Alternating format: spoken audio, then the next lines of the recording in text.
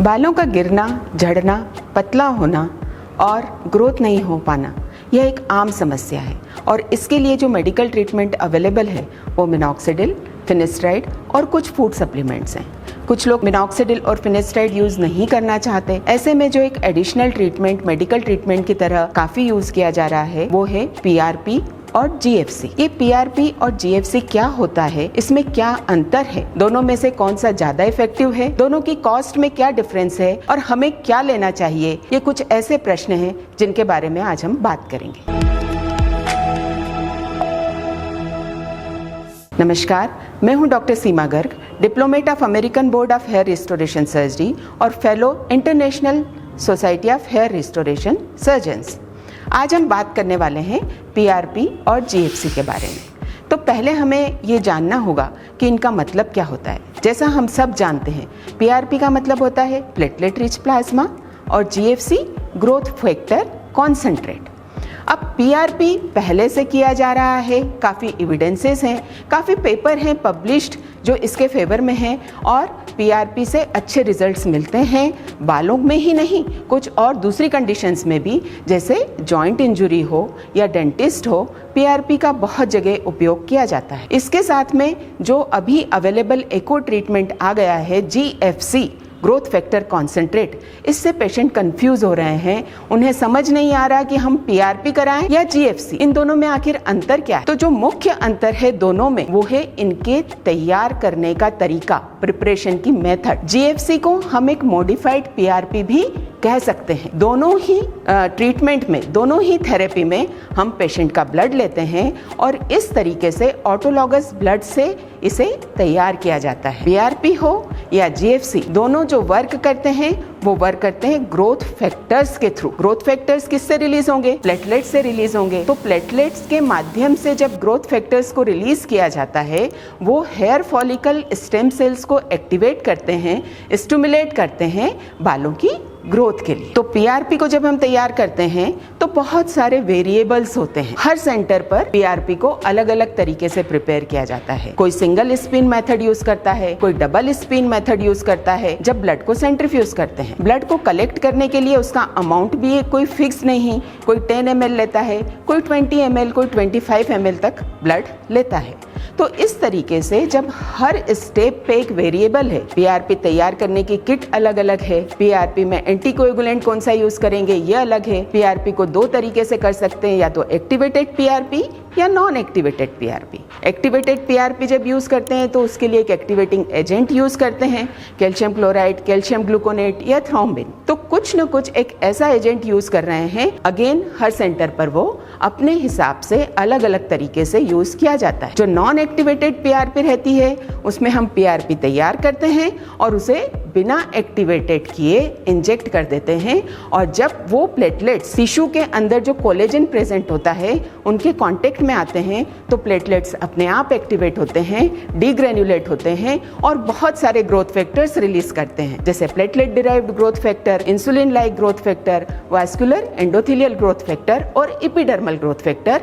तो चूंकि पीआरपी को अलग अलग तरीके से तैयार किया जाता है, इसका कोई एक स्टैंडर्ड प्रोटोकॉल नहीं है, तो पीआरपी का क्वालिटी भी हर सेंटर पे आपको अलग अलग मिलेगा।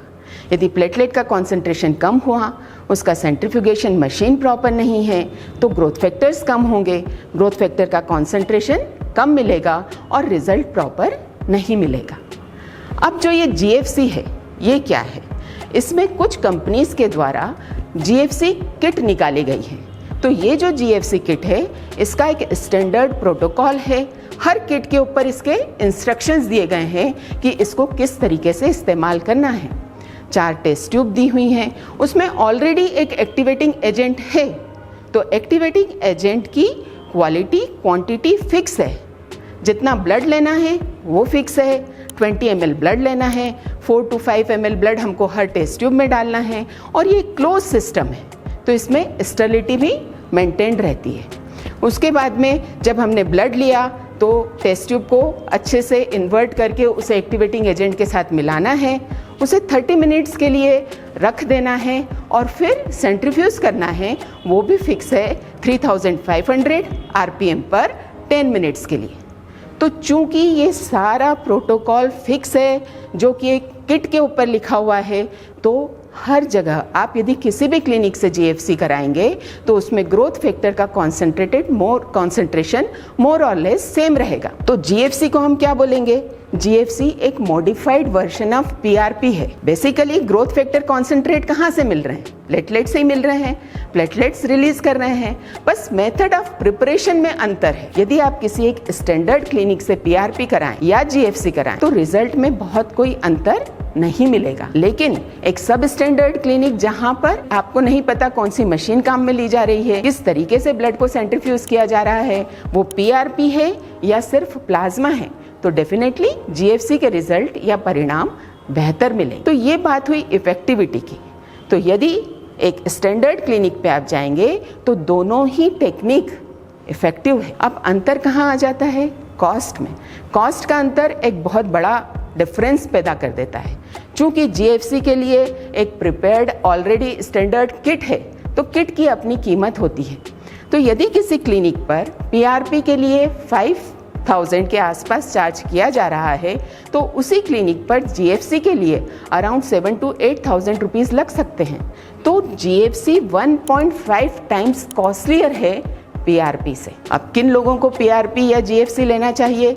ये स्टैंडर्ड है जिन्हें टिलोजन एफ्लूवियम है, एंड्रोजेनेटिक एलोपेशिया है, इन सब को जीएफसी और पीआरपी अच्छे रिजल्ट देती है। दोनों के साइड इफ़ेक्ट्स भी सेम हैं। हल्का सा इरिटेशन हो सकता है जब हम इंजेक्ट करते हैं, थोड़ा सा इरिदमा या फिर पेन हो सकता है। तो ये बात हुई जीएफसी और पीआरपी में अंतर की। एक और बहुत इंपॉर्टेंट अंतर है, जो जीएफसी है वो स्टेबल है रूम टेम्परेचर पर और इसे कुछ घंटे रखने के बाद भी हम इंजेक्ट कर सकते हैं। लेकिन यदि पीआरपी को हमने काफी समय तक रख दिया, 2-4 घंटे प्रिपेयर करने के बाद में, और फिर इंजेक्ट किया, तो हो सकता है उसकी इफेक्टिविटी रिड्यूस हो जाए। तो मैं फिर से रिपीट करूंगी, जो ग्रोथ फैक्टर कॉन्सेंट्रेट है उसमें जो सॉल्यूशन हम इंजेक्ट कर रहे हैं वो भी प्लाज्मा है, जिसमें ग्रोथ फैक्टर्स कॉन्सेंट्रेटेड फॉर्म में मिले हैं प्लेटलेट्स के डीग्रेन्युलेशन के द्वारा। और जो पीआरपी है उसमें भी हम प्लाज्मा इंजेक्ट कर रहे हैं जिसमें प्लेटलेट्स अधिक मात्रा में हैं। एक्टिवेटेड पीआरपी यदि हम इंजेक्ट कर रहे हैं तो ग्रोथ फैक्टर्स ही इंजेक्ट कर रहे हैं। यदि नॉन एक्टिवेटेड पीआरपी इंजेक्ट करते हैं तो प्लेटलेट्स इंजेक्ट करते हैं